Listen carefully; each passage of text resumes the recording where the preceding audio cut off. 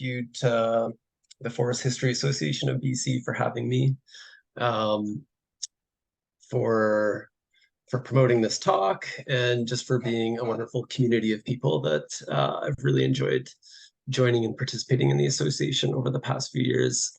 Oh, just a sec. I'm going to reshare my screen, optimize for video. Okay, there we go. I'd like to begin by first, in a spirit of gratitude and long-term commitment to learning, to acknowledge that I am speaking today from traditional... Whoa, sorry, Ira, time out. Yeah. We're seeing presenter view right now. Oh, you are? Hang on a sec.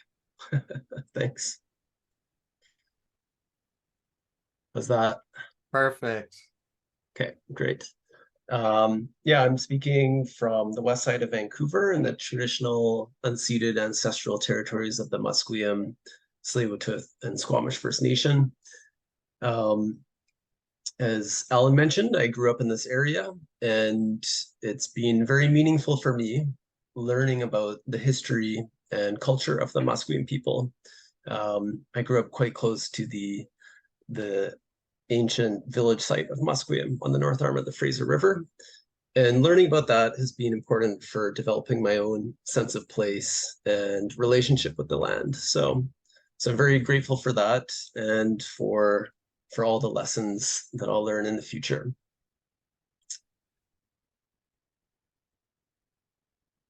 And so this talk, I hope, offers a history of British Columbia that we can all relate to. I do first, though, want to acknowledge that I am sharing this history from my own perspective, from my own studies. And so it is subject to my own sets of values and relationships with the land, and also my own biases. And, you know, we each have our unique realities and relationships with one another and the land. And so I really look forward to learning your own perspectives through some discussion at the end. But I do want to give you a sense of kind of where I'm coming from. So Alan already mentioned a bit about my educational background.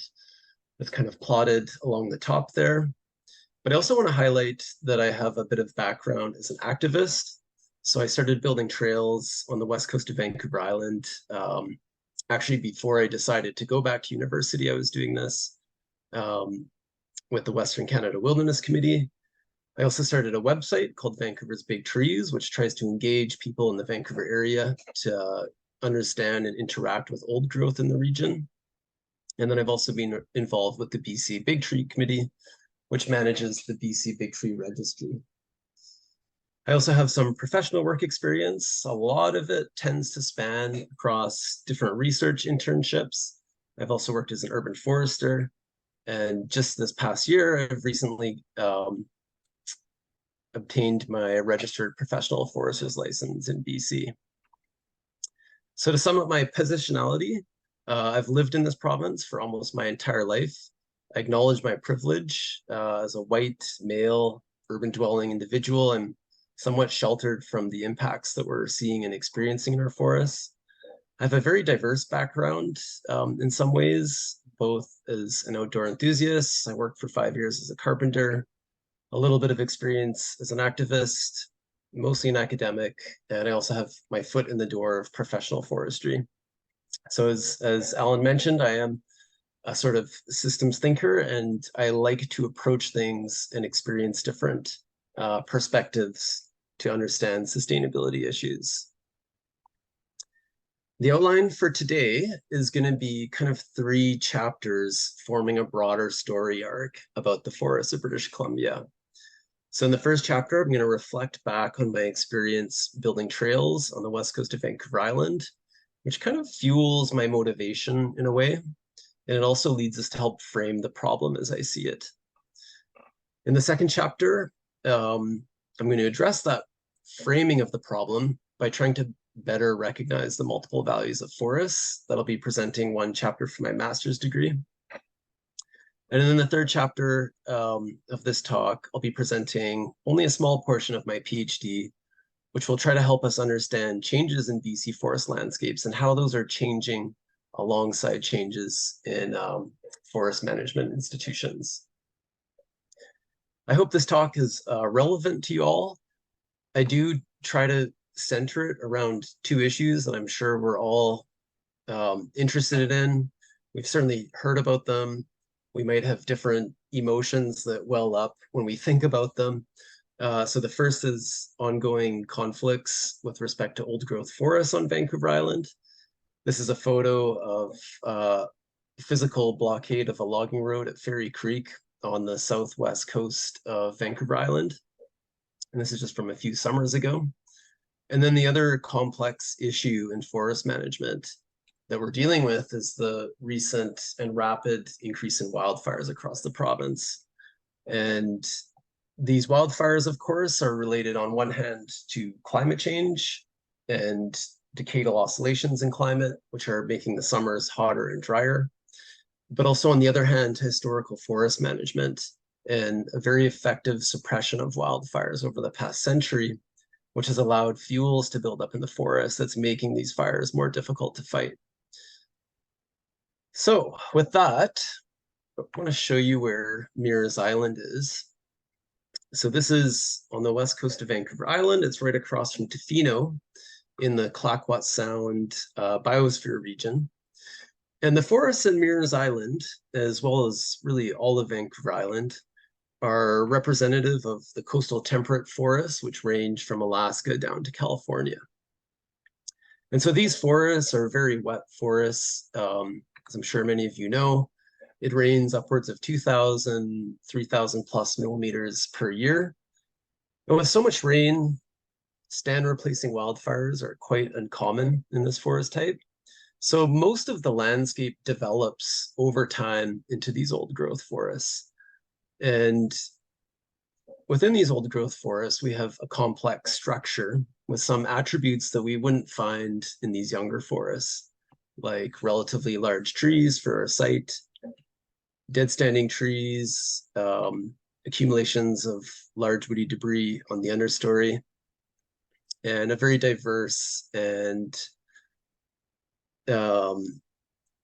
stratified understory with trees that are small, trees in the mid layer, and very tall trees overhead. So I've got to experience these forests in many ways, but one of the first ways that I really started spending time in these forests was trail building on the west coast of Meares Island in 2011. And we were there helping the Tloquit First Nation restore trails. And that was part of an effort to help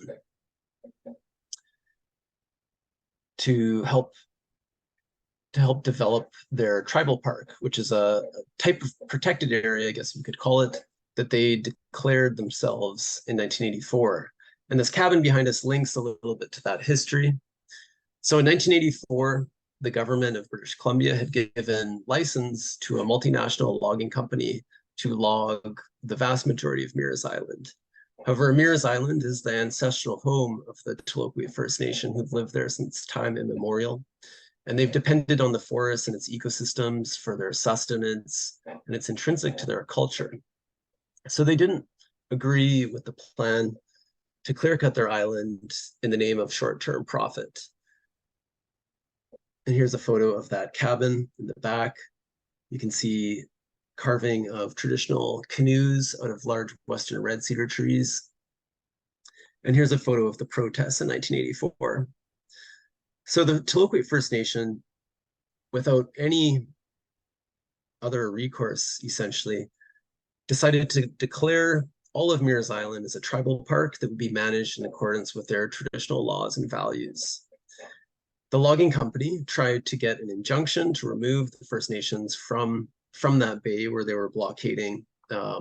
Effectively, they're blocking the landing for where the ships or where the logging companies would be landing and offloading equipment. And interestingly, the courts sided with the First Nations. They said this is granting this injunction is not going to solve the problem that we have at Meares Island. And so it set an important precedent, one of many important court precedences, which are slowly shifting power back to First Nations. And that theme is going to come up later today. So Meares Island is still very much intact. It's got these flourishing old growth ecosystems with some of the largest trees on the planet. I mentioned bias earlier, and big trees is one of my personal biases. I love them. And the ecosystems are intact. They are continuing to provide the water for not only First Nations living on the island, but for the entire village of Tofino. The ecosystems full of cougars and bears are flourishing, and so is the traditional culture and sustenance that's tied to those ecosystems. So the tribal parks today are recognized as an exemplary model of conservation. It's a biocultural model that not only preserves the ecosystems, but also the people that are interdependent and their culture exists with those ecosystems. And so the Mears Island tells a couple things to get us started on this story. The first of a failure of the government to adequately recognize why those forests were important for more than just timber. And the second is how power dynamics are slowly shifting over time in BC from being entirely held by the provincial government and towards being redistributed in some form or another back to First Nations. And this is a case where that has led, in my opinion, to a good outcome for the forests. Unfortunately, Mears Island is not the best example compared to what's happening across the rest of the Vancouver Island. So this is just an illustration, roughly compiled from historical forest inventory data. It's just giving us a sense of how forest management and clear-cut forest harvesting has spread across the island. And so in 1984, logging stopped at Mears Island, but it very much continued across the rest of the island.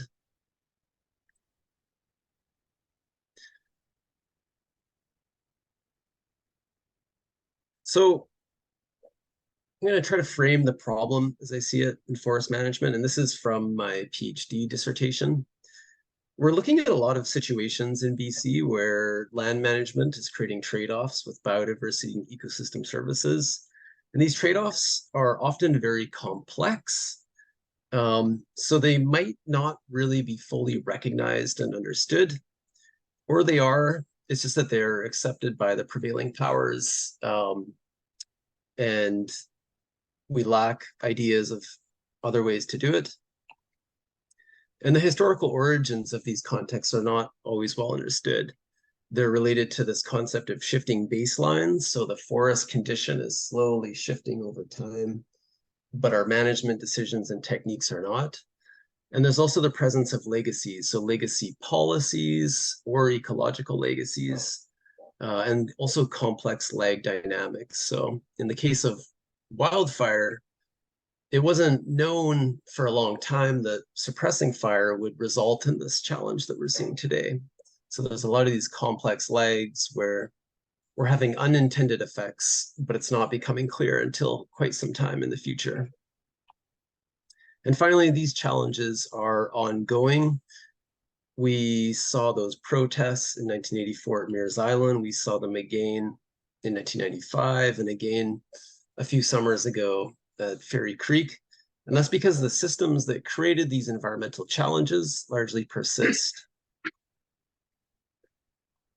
So in my PhD, I attempted to define sustainability as a sort of target that we might move towards, but it's not an end state.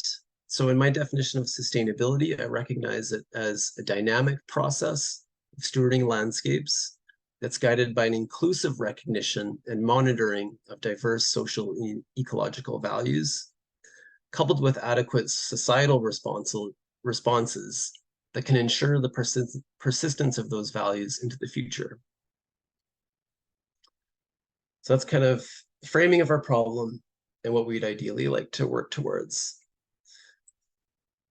In my master's degree, I tried to address that challenge of different people looking at the same forest and seeing a completely different vision of how that forest should be used. So the idea was to build a basic methodology for how we could go into a forest and collect measurements for multiple different values.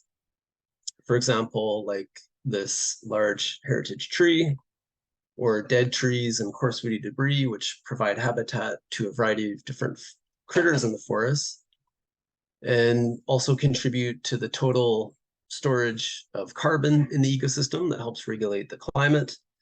Of course, there's a wide diversity of understory plants used traditionally by First Nations in medicines and food, and also enjoyed by non-First Nations today in many forms.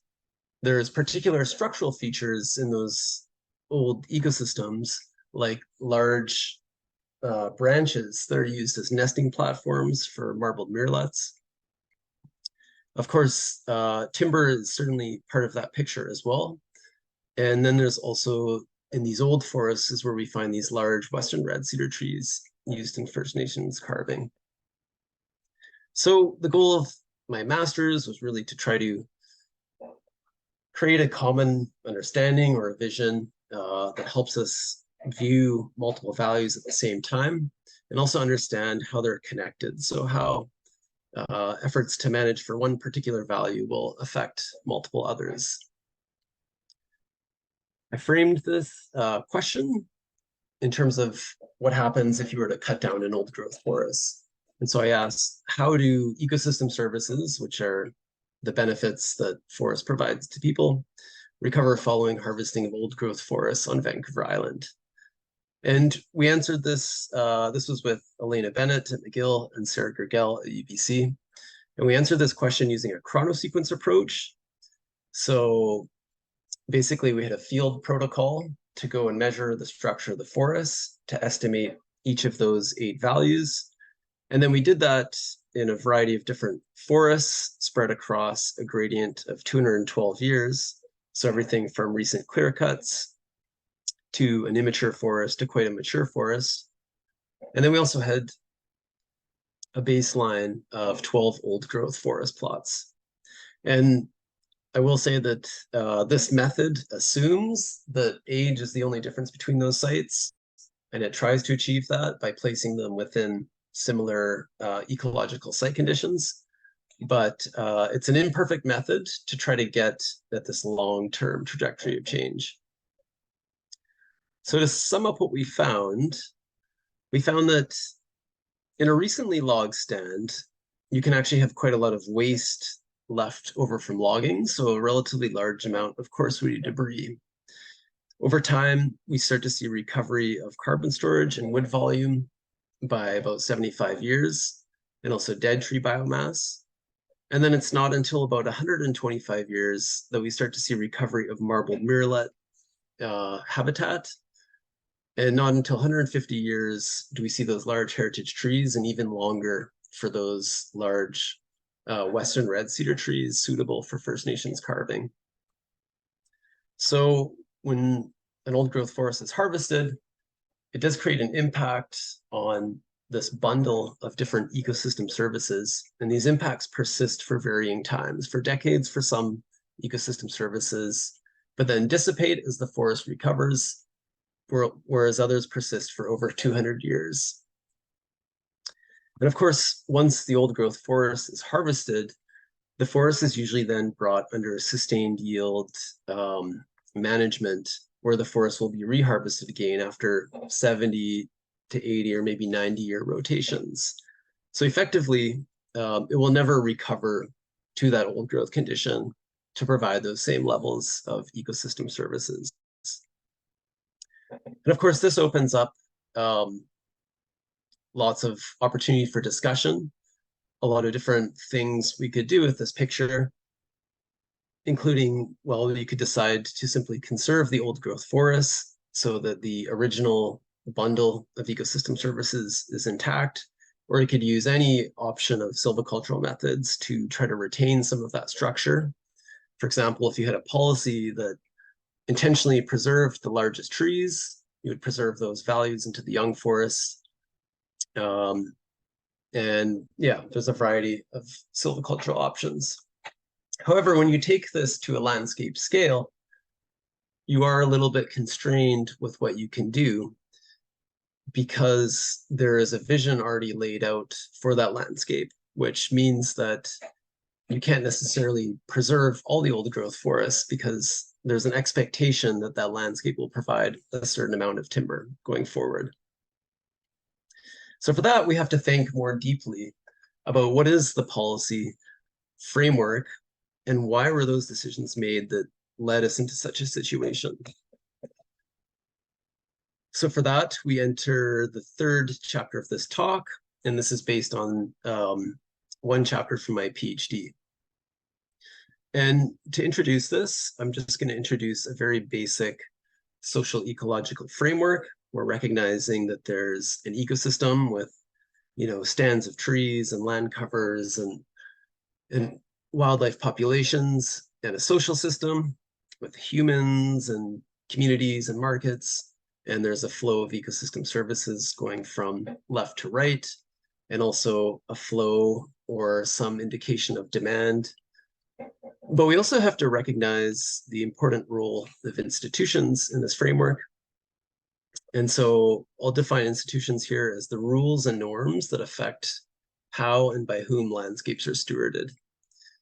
And I'm actually going to kind of not go any further with that top part. Those are the other chapters of my PhD I won't be presenting. Today, I'm really focusing on this chapter that it tries to address the research gap of how landscapes and institutions co-evolve. So institutions, design management frameworks and policies and carry out decisions that affect changes in the ecosystem, but they also carry out monitoring of those ecological changes that should be causing changes in the institution. So to address this research gap, I had to break the concept of an institution into multiple parts. So I recognize the institutional structure, which includes the main relationships between people and also between people and resources in the landscape.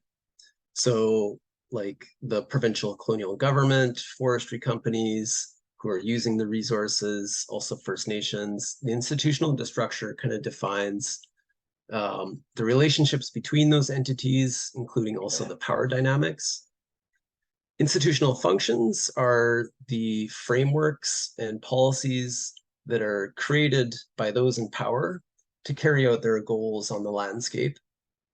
So for example, policies that enable timber harvesting if the goal is to draw more revenue from forestry.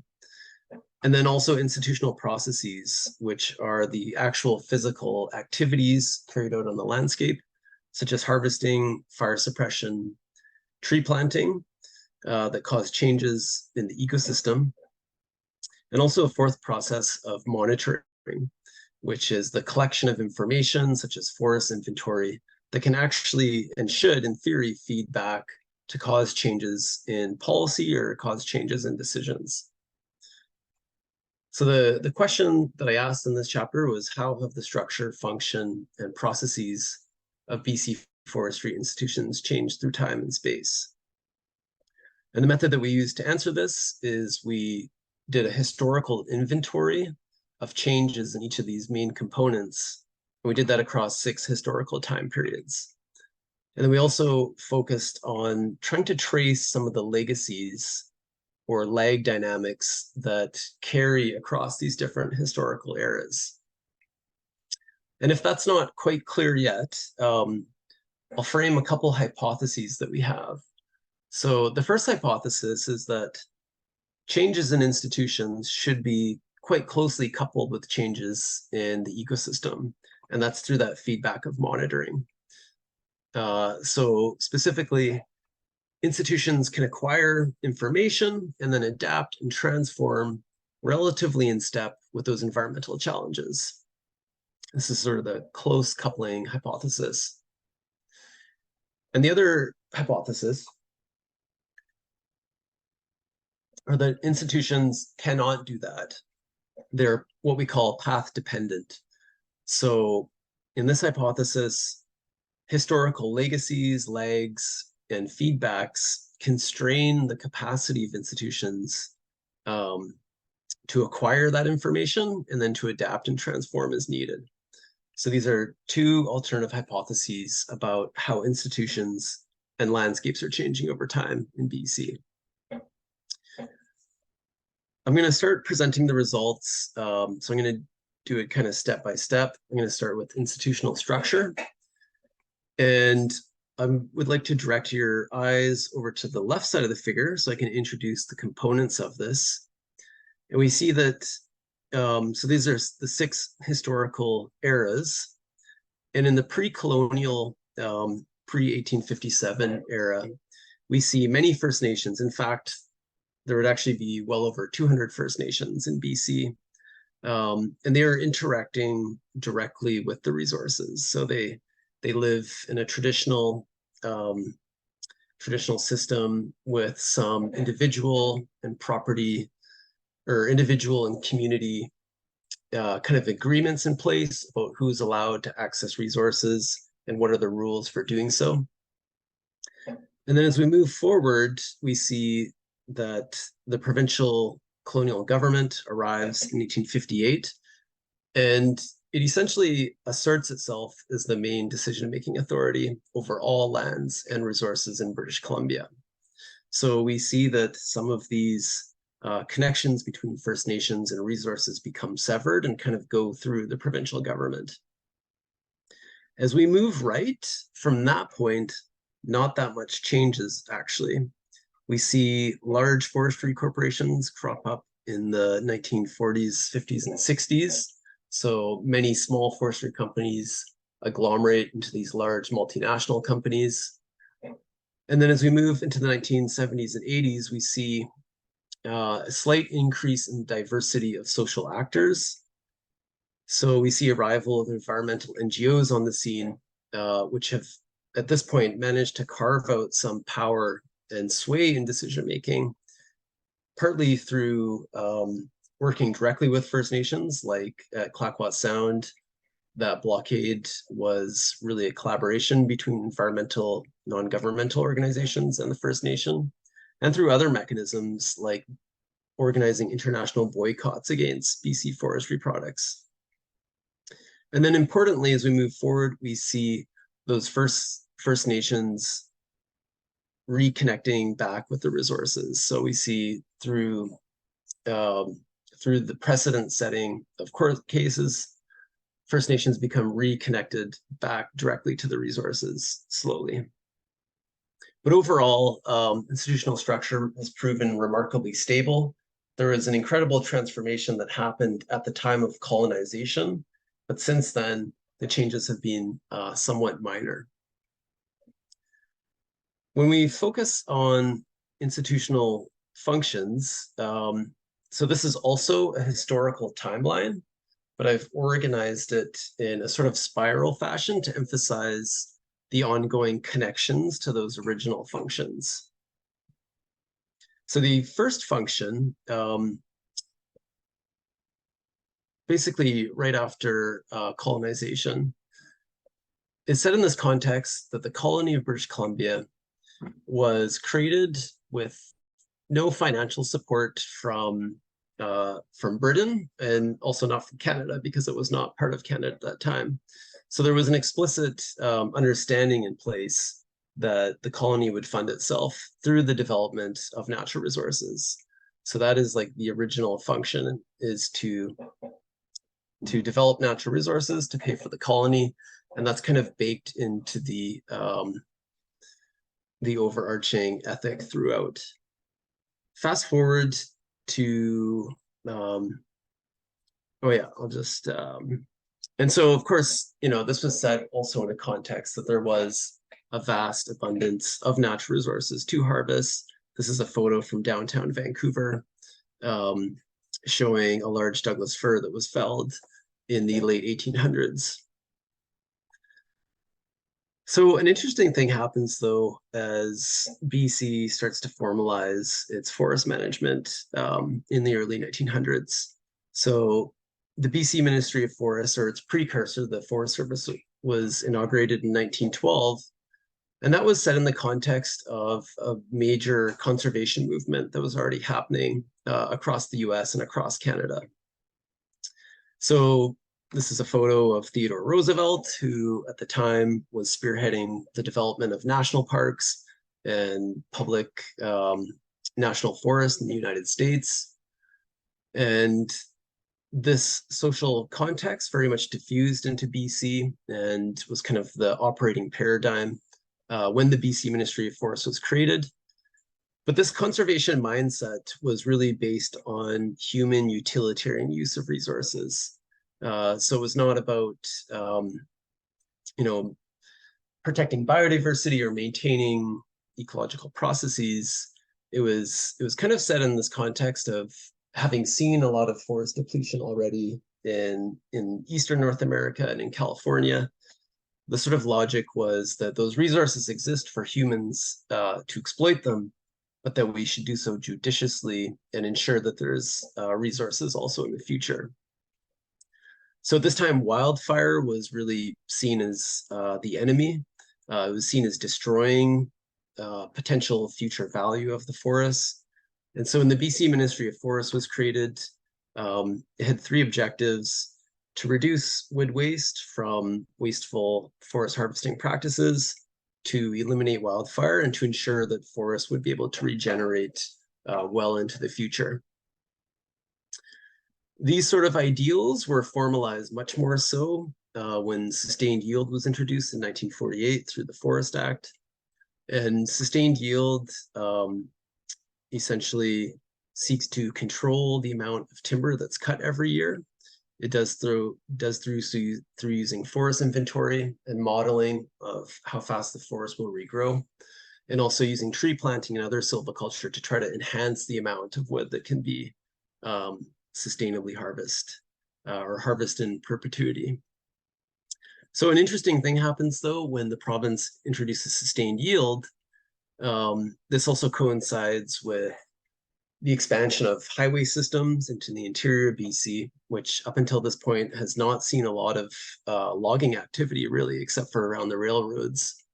And so at this time, the Forest Service actually becomes kind of a developer of these sustained yield units. It carries out the forest inventory and it builds the roads, and then it markets these sustained yield to companies to set up. So this is showing a map of road building by the Forest Service.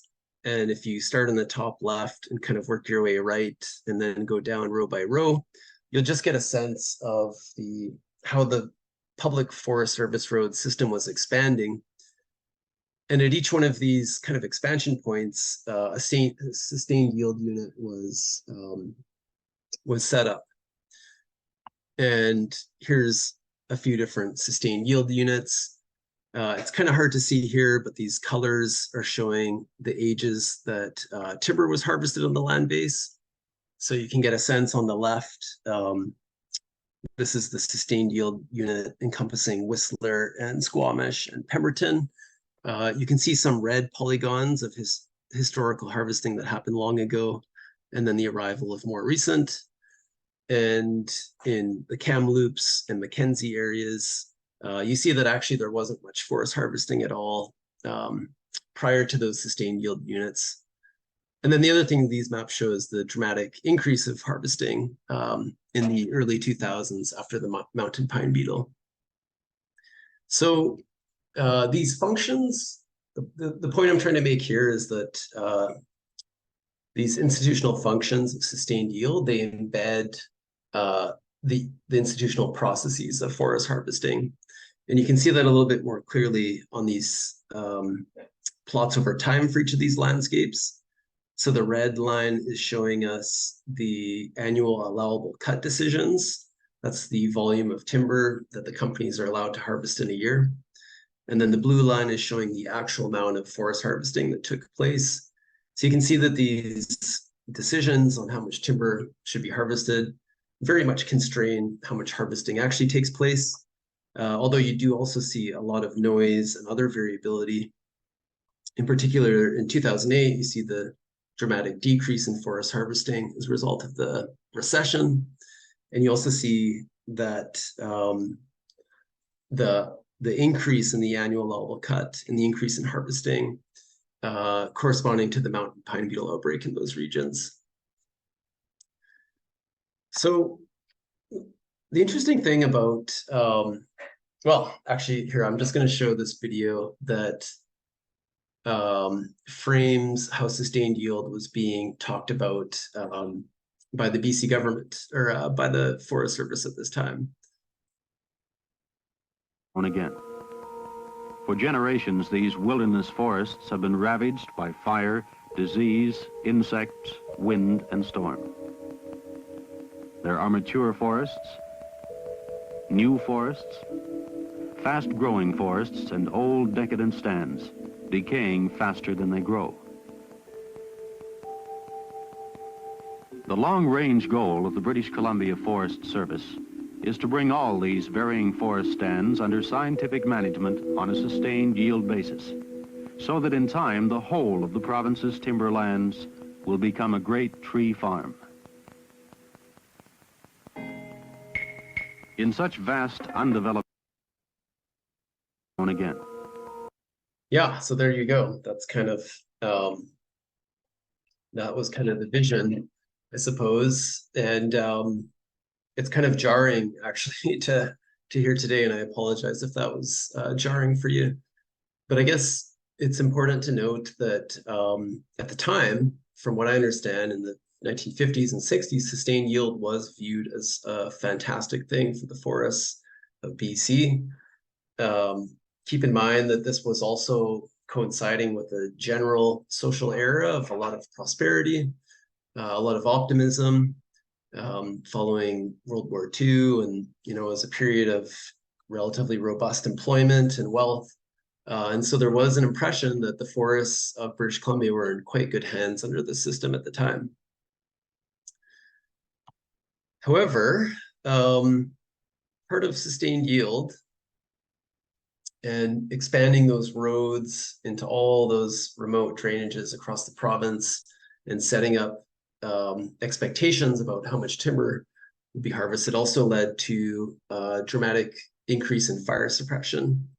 So this top plot is showing the amount of burned area per year over the past century. This is from the BC Wildfire Perimeters database. And what we see is a general decline over time in the amount of wildfire burning, and it becomes very low from the 1960s onwards until recently in 2003. And then the dramatic increase since 2017 and 2018. And of course, this doesn't show 2023, but this would actually dwarf all of these other years by quite significantly. And then more interestingly is the effect that sustained yield and all this forest management is having on our province's forests. And so I've got 3 historical forest inventories here. And I'll just preface this by saying that these historical forest inventories are not an apples to apples comparison. Each one of these inventories used its own methodology, and there's a lot of subjectivities actually for interpreting what these differences mean. Each one of these were digitized from historical sources and then brought into GIS, and this is unpublished data that I'm still working on exactly how to interpret. But it basically shows what we would expect, and these changes triangulate with a lot of other sources, such as tree ring analyses and historical photos of landscapes. What we see is that along the coast of BC in 1937, most of these landscape units have more than 80% mature forest. This is mature forest, not old growth. That's what they used in their classification. And as you go through time into 1967, you see now quite a few areas are yellow with less than 60%, or even orange or red with less than 40 or 20%, and a little bit more of that again in 2017. That's basically, what we would expect. Meanwhile, in the interior of the province, we see an opposite trend happening. So in 1937, we have a lot of these red and orange areas, especially in the central and northern interior. So indicating that there is less than 20% of the landscape, or less than 40% was mature forest, due to the influence of fire and insect. And as we move through time, these forests actually seem to be getting older, likely as a result of suppressing fires. And that's quite a bit more so in 2017, again, with the exception of those orange areas in the middle are some of the worst hit areas for mountain pine beetle. So we see this incredible transformation of the forest landscapes of BC, making them ultimately more homogeneous. We're removing structural complexity of old growth forests, and we're also removing complexity in forest stands in the interior that are fire adapted. And that fire has been an important part of shaping the structure of those ecosystems. But when that fire has been removed, it's making the forest older and more homogeneous.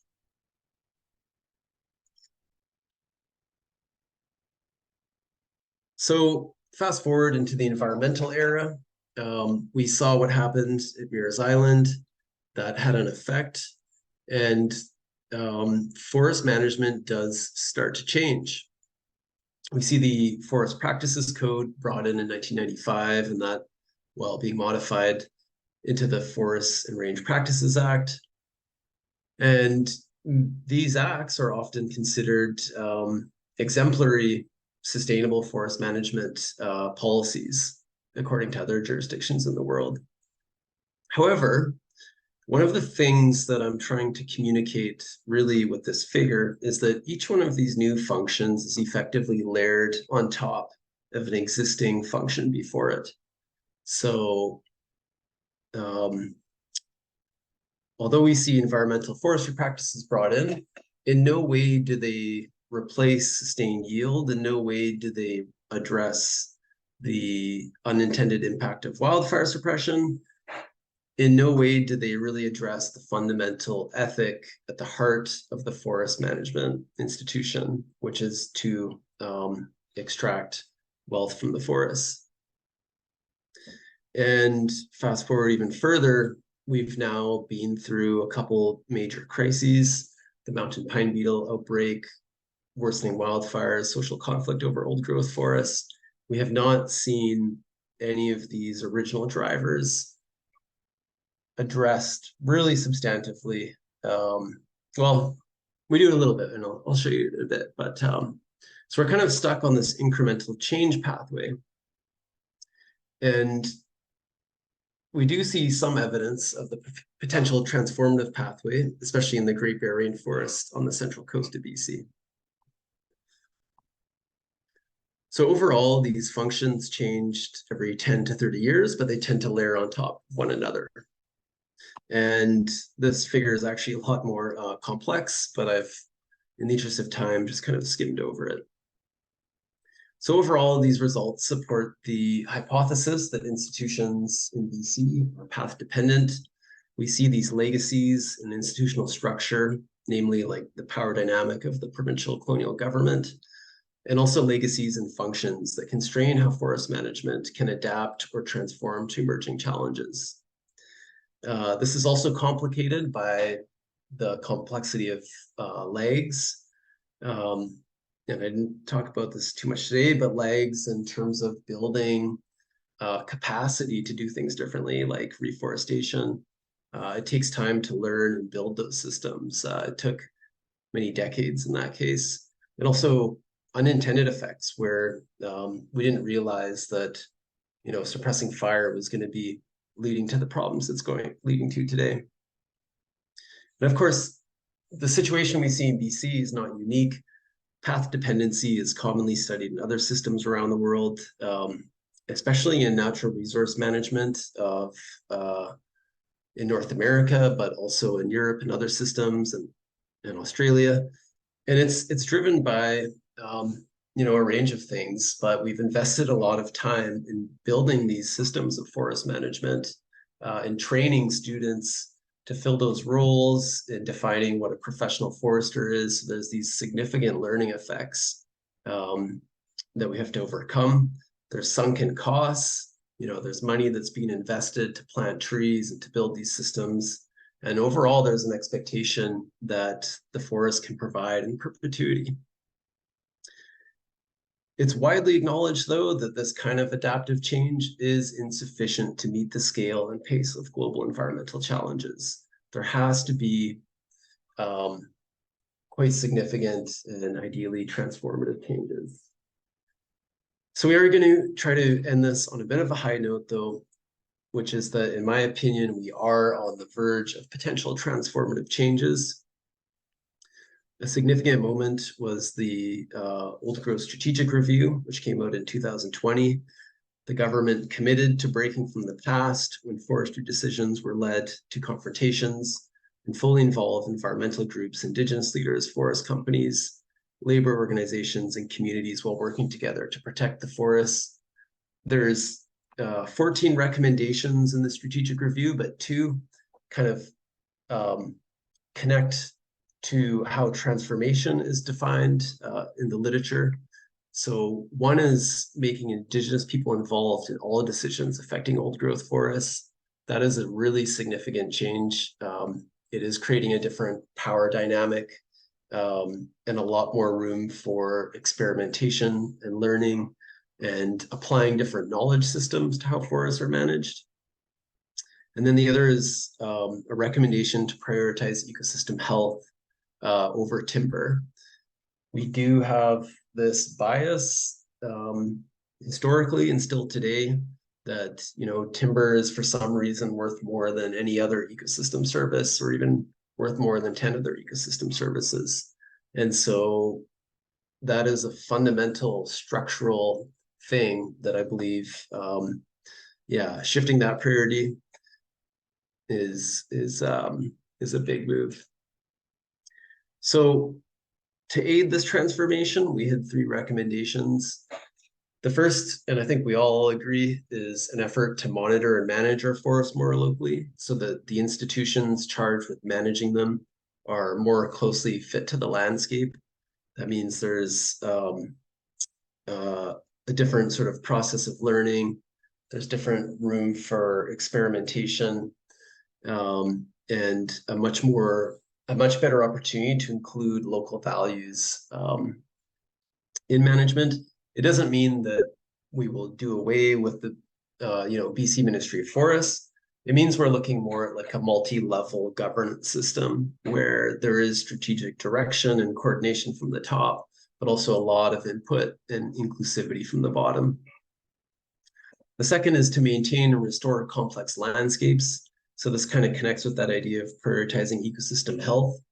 But it takes it a step further because it recognizes that we have already dramatically shifted the baselines of our forests in BC.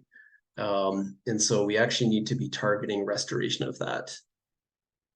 The third is how do we foster capacity within our institutions to adapt and transform functions over time? And through this history and similar ones by colleagues, it's very clear that royal commissions or strategic reviews are this key reflective process that our government has gone through in the past to change our systems. And so if we can broaden the scope of those commissions or reviews, and if we can include non-foresters and other experts, that might lead towards on a transformative pathway. So a few closing kind of to wrap things up. It's been a myopic focus on timber values that has driven forest management in BC, and a broader awareness inclusion of the value of forests is what's needed and will be a significant improvement. Timber bias has been preserved in institutions through power dynamics and legacy policies, but we are possibly on the verge of a rare transformation as I see it. And so it's really important right now that we envision what we will transform toward. And maybe just as a last moment to kind of bring it back to Mears Island, Mears Island is a conservation success story. I mentioned it's kind of a model of biocultural tourism that includes and is driven by the local people. We've also learned a lot from Mears Island. BC developed one of the first collaborative land use planning processes in response to that conflict. And later the Clayoquot Sound Scientific Panel came up with ideas such as variable retention forest harvesting and a number of other initiatives. And I guess it's also been an important place for me because it was there and connecting to the history of that land that has really got me so intrigued and fueled me to embark on this journey. So I guess with all this complexity, it's important to find things that intrigue us and to follow those, but not necessarily follow them on a given path, to maintain some flexibility and nimbleness to kind of to seek out other perspectives. And I think that history is a really fantastic medium where we can have these conversations. So with that, I'd like to thank you all. Please do not hesitate to send me an email if you would like to ask about anything, or if you'd like copies of those papers I presented. I will just quickly acknowledge my supervisor of my PhD, Janine Ramtula, a lot of other people who helped me in that and my other research. And I don't have a summary of what I'm working on at SFU, but feel free to ask. I've kind of got a bit of time